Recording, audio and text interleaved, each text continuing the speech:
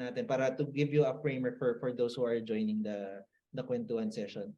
So given that, EG, so you mentioned na ano to. So ito rin yung mga critical dun sa mga guide question natin para tuloy exam yung guide question natin, no. Since it's state it's state endorsed and historically it was formed by the former president so given that,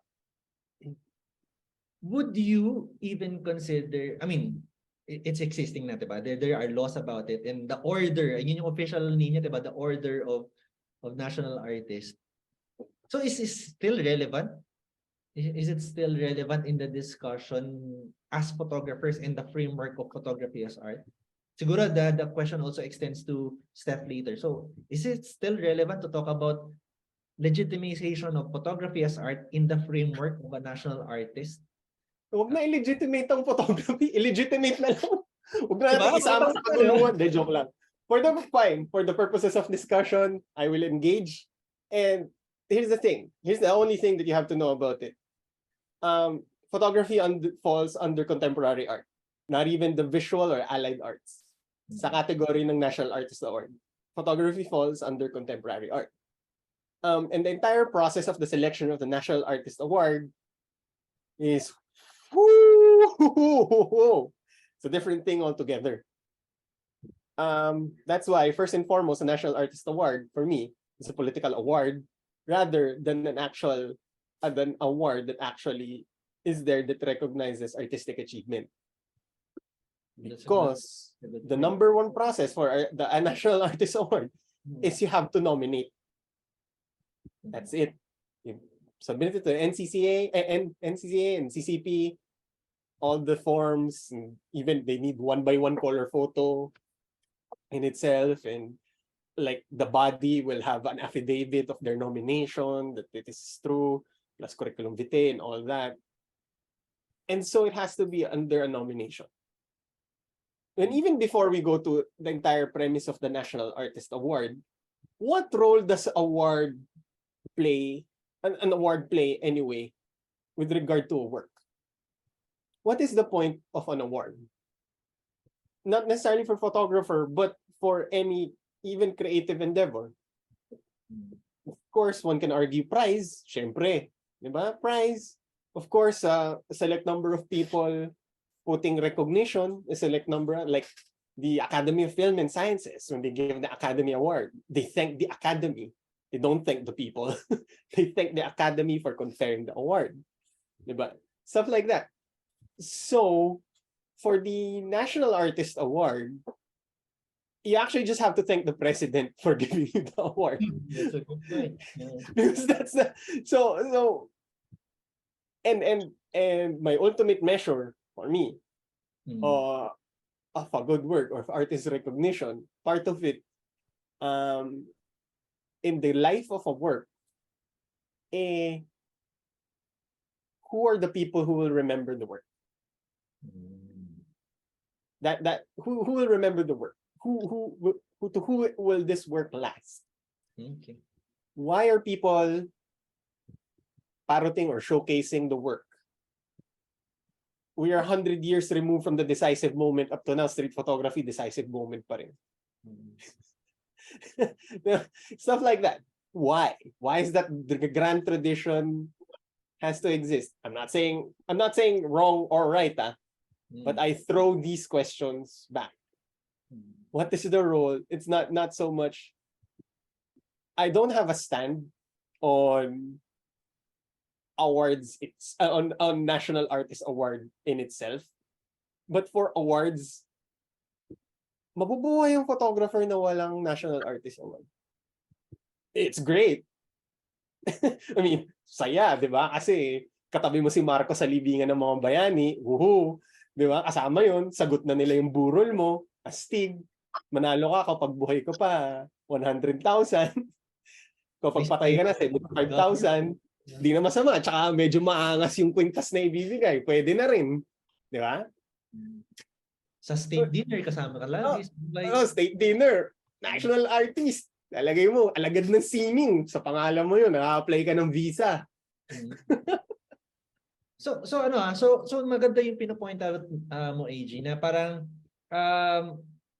similar dun sa guide questions natin. In a way, parang we're saying na whether there's a National Artist Award for photography, for the community, photographers will exist. It doesn't need legitimacy from the government. Diba? So yan, that's a very clear point that you're pointing. That's a very clear point that you're saying na parang conditional lang or parang bonus na lang na naging photographer ka tapos naging national artist ka na confer sa yung award. So in a way for you parang it's okay to have but it's not required. I mean the community doesn't need. Diba? Parang the community, the photographic community, whether you're photojournalist or you're an art photographer, it doesn't need it. But since it's there, why not? Diba? Parang ganun yung... Diyan eh. I mean, you know me. Yung mga ganun bagay na parang, bakit kayo hindi? Bakit? Why not?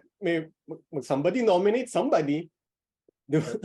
Since it can be nomination. Go ahead. Siguro so regarding that, meron ka rin nababanggit, parang you're touching on the idea of agenda din. Medyo critical din yung idea of the agenda, the national agenda, and also the agenda of the communities and the people and the groups that are doing the nomination. May agenda sila in doing that. So, Steph, you sent me parang diba? I mean, we talked about it in a way dun sa email natin. We were talking about some sort of controversies, I guess. So we're not, I mean, it's up to you if you want to go to the parang examples of the controversies that happened in the National Artist Award. It's up to you if you want to touch on that. But nevertheless, siguro ang i-highlight ko lang siguro for you to siguro parang give an insight on is there is an agenda built into the award. In the first place, there is, I mean, obviously, but there is. And given that, how do we arbitrate? I think there's also one question from Sir Julius de la Cruz. So how do you arbitrate among agendas? I mean, different agenda of different groups. And obviously, at the end of the day, it's the call of the president. So how do you navigate dun sa na yun, sa complexity na yun? So first, the award is very controversial because I suppose everyone who's been reading the newspapers could see all the controversies surrounding the National Artist Awards, because there's a process, a very meticulous process. But at the end of the day, the final call is made by the highest power in the land. So sometimes that negates some people's efforts and then their protests and whatnot. And this has gone on for not just once, but several years, several times the award was given. But your question to me, Tony, how do we arbitrate? Of course, I don't know. Siguro for example, kasi ayun pala. Sige, so we'll be open to the so we to the audiences or dun sa mga chikadora at mga chismosa na join tonight. Just to let you know, among the three of us, we already prior to this, we talked about parang there's a certain speculative nature on what we're doing, in the sense that NCCA, NCCP cannot join tonight's kwentuhan. Actually, there are people who wanted to join, but apparently, we were flagged that there are mitigating circumstances why we cannot have CCP and NCCA join tonight. Yun na lang. Just to let you know why, and because of that, in a way, the way we discuss this topic, there's a lot of speculation, in the sense that, have you noticed that no one talks about it? No one talks about it, whether it's a school, even the winners, even the previous winners of the National Artist Award, they don't talk about it. They don't talk about what's happening behind the scenes. So there are mitigating circumstances why we cannot have CCP and NCC join us. But they mentioned naman na they wanted to, but again, there's something that Tony, you're about to shoot yourself in the foot. oh So my, I'm going to shoot my foot eh. stop before you shoot yourself in the foot. I'll edit this out na lang, pero ang point ko lang is yun. So for the audience and also for us. Yun. So in a way, it's a lot, there's a lot of speculation what happens behind the scenes. Yun na lang. And given that, so to make this event na lang productive is yun. So for example, let's say na lang, if the voice, siguro what's important in this discussion is that at least a voice ng community. So let's say similar to what EG said, we don't I mean we don't need the legitimization of the government. The community can live on its own. But since it's there, might as well talk about it. Pero regardless of that, what's critical, I guess, in this speculation that we're doing is that how do we frame it? How do we frame it? Kasi nga, I mentioned before starting the kwentuhan, behind the scenes then, I was telling Steph and AG, even some of my students, they believe that photography is not art. So, I mean, in the sense that the artistic ambition, siguro they would agree that there's creative labor behind it, similar to giving, but that only extends to the point na parang pag nanganak ka, I mean, if you're a couple and then tas nagkaroon kayo ng anak, that's still creative labor. You create something creatively, diba? Pero, or making a pot na lang, we'll go back to the paggawa ng pot, diba? So that's creative labor. Pero when we talk about the National Artist Award, in a way, parang there's already a category in our heads that is defined through artistic ambition, parang historically, this person should more or less contributed to the field of photography, the definition of nationalism, diba? Yan yung mga discussion natin sa classroom when we discuss it in the classroom. So given that, do you want me to ask the question? Sino bang gusto niyo i-nominate? Pwede na siguro, no? Kasi yun nga, we're just speculating kung what's happening behind the scenes. But since we can only speculate, let's say tayo yung group na who would be nominating. Sino yung ino-nominate nyo? At bakit? Ano yung framework ninyo? Siguro, ladies first again. Okay. So first I'm gonna say I'm highly underqualified. But okay, that said, I would nominate a photographer who has given his life's work and a good example maybe would be a photojournalist where you really put yourself in danger but to bring these issues to the public, you risk your life. I think that's being heroic, and in a way it's even more deserving than national artists who have just contributed aesthetically. But also, if a photographer's body of work was enough to influence generations of photographers after him, that second category, I'm not sure if there is anyone yet. And that's only because I'm underqualified. I mean, I didn't study enough the bodies of work of certain people. I was wishing Angel Shaw would be here, but I did ask VJ Villafranca who he would nominate, and he said either Nap Jamir Sr. or Baldovino. Dick Baldovino. That was that's who he was, who he would nominate. But then I don't want to drag VJ in. He's not here. Yeah. So, bakit ako name drop ni Steph dun sa... Kaya nahimik yung tao sa Cambodia eh. Nag-workshop sa Cambodia. Yeah. Be like, oh, how was I napasama dyan? Yeah, so okay, maybe we can move on to AG. Wait, before we go to AG. So for the people joining this kwentuhan din.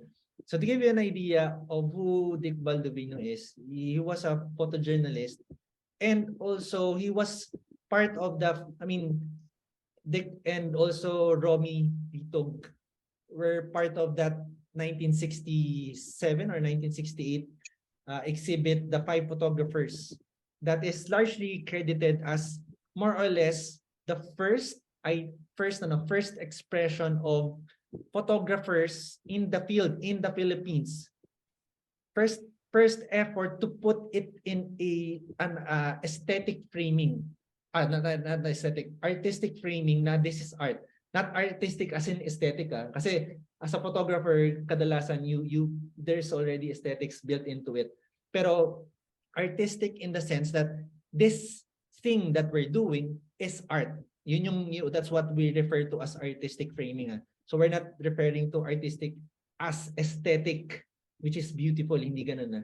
So yung critical doon kay Dick, in a way historically, there are texts and also writings like yung sinulat nila Gina Abuyuan. So kilala naman sige, yung iba kasi hindi nyo kilala. Pero nevertheless, there are texts existing that could support the conception of Dick as one of the possible nominees, I guess, in the sense that he was doing photography both for photojournalism or photodocumentary and also putting it in a gallery setup or framework wherein we're defining this is art. Kasama niya sila, diba? That Gallery Indigo exhibit is run by Ben Cab, and those 5 photographers exhibited there. So, and also Sir Nap naman, for the people who don't know yet, Nap Hamir is currently a professor of cinematography in UP, but in the 1970s,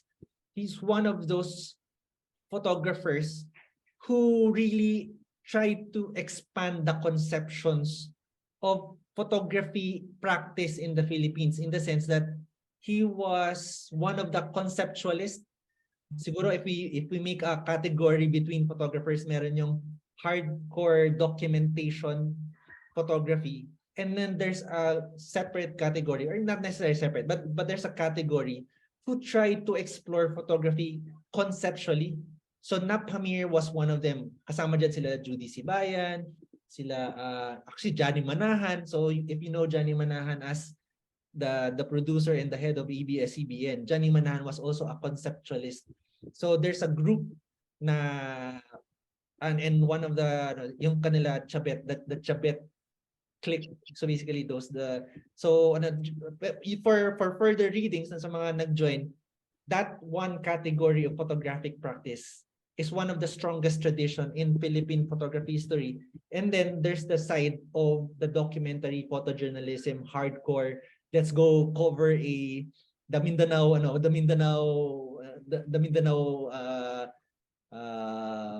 struggle, yun. So yun yung parang two distinct strong traditions in Philippine practice. Syempre may mga iba pa. So yun, so going back siguro kay AG naman, so na-mention ni Steph si Sir Nap and also si Dick, si Sir Dick. Hirap ba? Mas fere, ethnographic ba? Mid sphere anyway. Mid. Ako para masyak lahat, Brian Serio. Para, 'di ba, hubad-hubad, gano'n. Diba, nudity, hyper-erotica, Brian Serio, pakita natin, national artist, photography, jubaran. Joke lang. Although, shout out Brian. Hindi, kasi, I agree with Steph na one criteria, if ever I get to become the president, I get to confer the National Artist Award on say, the entire Philippine photo land practitioners, kasama sa nominees. At sinong nasa harap ko? One, I want to give it to, first and foremost, a photojournalist. And then, somebody in the 1970s. To be honest, I want to give it talaga, yung no question, gun to my head, kanino ko siya ibibigay. Kay Idol, Ray Albano. Idol, no question. Kasi, but then again, Ray is... visual arts. Hindi, tsaka... It's general. Baka hindi sa kanya ibigay because he worked in CCP. One of the things in there is hindi ka dapat nagtrabaho or hindi ka dapat worker or employee ng CCP. Or NCCA. So, hindi pwede ibigay kay Ray Albano, pero Ray did all of it. He is like the guy. Anyway, yun na literal na idol. Pero going back, I want to give it to somebody who's alive. Because it's gonna be 100,000 pesos is gonna be better for somebody who's alive. Shout out sa mga patay na, but like much respect to you guys.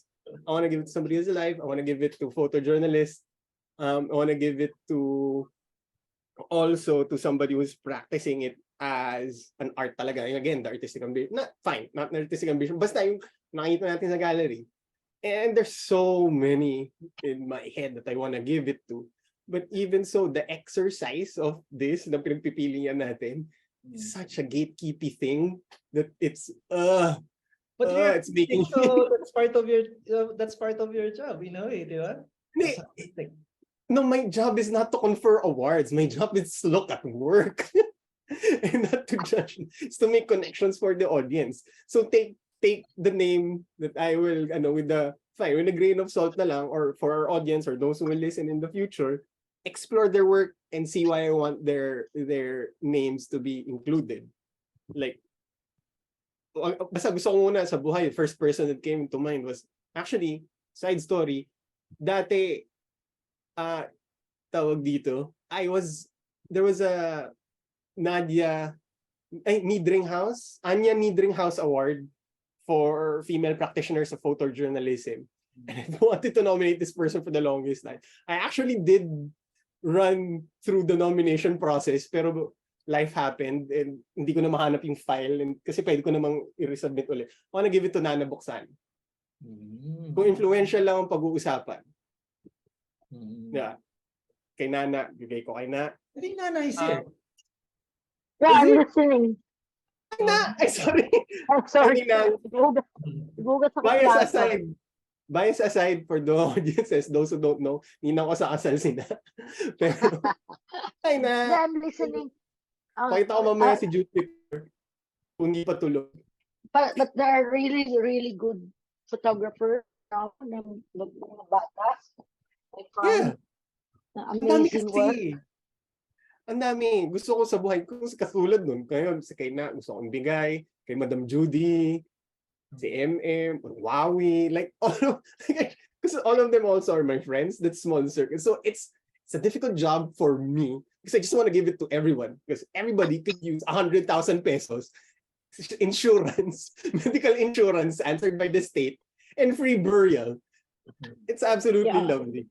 Pero tama si AG that it's a political award. Yes. First and National. foremost, it's political award. Hindi siya, it's not a people's award. People don't nominate national artists. Unlike meron yata sa France, they have different awards for artists, whether photographers. Sebastian Salgado was given awards sa France for artistic, although he doesn't say he's an artist as a photographer. But it's the people who confer it to them. I think the word artist, no, it's not conferred by I don't know. It should be conferred by people who respect you sa art scene. I think yung award na yan. That's the people who think yung naka-influence ng whether it's political or cultural. But sa Pilipinas, they're highly charged and politicized ang National Artist Awards. So although I really like some of the National Artist Awardees, no? So sa photography, dahil bata pa siya sa Pilipinas, ngayon pa lang nga siya sinushow sa mga museums at galleries, it's too early to say or to, siguro exploratory, pero yun nga, kaya tingin ko medyo it will take some years siguro to recognize it as an art form or conferring an artist award to a photographer. I don't know. And then, yun na nga, to jump off from Nana's point, that the nice and beautiful thing that, well, you could view it either way, but one of the nicest things about Philippine Photoland, as I'd like to call it, we're such a we're so in our oral history. Like, you have to look at this person's work. Puntahan mo tong si ganito. Kausapin mo yung na ganyan. So that in itself is so great, but it's also a curse in the sense na where's the archives? Because one of the things that you have to prove here in the National Artist Award is the body of work. Kasama din yung other awards governed, di ba? So it's kind of difficult kasi wala tayong, like sa photography, wala tayong single, although National Museum dati yung the museum director, may interest siya dati to open photographic, parang um, hindi naman gallery, parang a wing, photographic wing. Photo wing. Yeah, pero dahil wala rin silang budget, so they usually show may pera. They invite people with money to show there. So parang mahirap din kasi even documentary photographers I know are really not rich people. They're really struggling. So it takes a lot of years to build a body of work. So ano talaga siya, it's very difficult, no? Even my archives, I do it myself. Wala ko pambayad for someone to do scanning and archiving and all that. Siguro Dahil ano, puro negatives pa siya. So, Unless meron talagang national body who would really do that and who gets paid kasi it's a lot of work, no? so guys, just to let you know, Nana is si Nana Buksani is who AJ was referring to. So you can look her work up. So she's also, there's a lot of things also been written by about Nana. So AG ay inaanak ko. Sa kasal. Sa kasal. Wow. Na wala pa akong regalo hanggang ngayon. Oh my God. Pili ka lang dito sa bahay ko, AG. Again, kaya nga Tony, I'm the worst person to ask who I want to give National Artist Awards kasi parang I'm just gonna give it to everyone. Because parang si BJ, ninong ko, ano yan, ninong ng inaano ko yan. Jeloy, tropa. Jeric, tropa. So parang, diba parang, I just want to, I want my friends to grow. Diba? So, in lieu of a National Artist Award, parang, just give me in charge na, sino bibigyan natin ng grant? Jesus ko, yun. Archival grant or research grant, work grant. Anyway, lumalayo tayo dun sa initial ano. Kasi ang dami. Like, Tito Edwin has been a family friend. Edwin Tuyay has been a family friend for a long time. So, it's so difficult for me. Big archive. Yeah. Of mga presidents and, even movies, no? Sexy movies. Saka, di ba, malamang nakakwento sa'yo yung phase niya na adult magazine phase niya na hindi niya pinapalagay yung credit. Kaya ang tawag sa kanya penny. Penetration, di ba? Pero ang dami magagaling kahit sa mga oldies and goodies, tsaka even young photographers na. Yung award lang, kasi tama si AG, it's a political award eh. It's at the discretion of the president. Pero it should be supported by art-giving bodies, CCP, NCCA, National Museum, at iba pang mga consortium ng museums. Yun. So, I don't know. Even may AI na ngayon sa photography. No? Yung Nana, yung tungkol sa AI will have the podcast next week will tackle AI. So that's the topic that we'll discuss next week. So we're trying to be as responsive to the contemporary issues of Philippine photography. So next week, we can discuss the entire time. Actually, pero anyway, going back to the National Artist Award. So there's this recurring idea na again nga. So by the nature of the award itself, it is conferred by the president and it's a state, and it's a state nomination siya at saka siya napansin ko like this past year parang kailangan may mag-rally sa iyo ng mga people para kang para siyang kina-campaign. Yes. Yeah, if you have more money, so many people would campaign for you. I think so if you can there's go ahead. Yeah, sorry. May mga ganon. So may mga people behind it. Hindi siya yung parang acknowledgement lang ng trabaho mo. Pero there's also that parang may pressure to parang parang 3 years yata yan na ika-campaign kanila. So, So, then, hindi na natin alam ano nangyayari behind the scenes sa campaign na yan.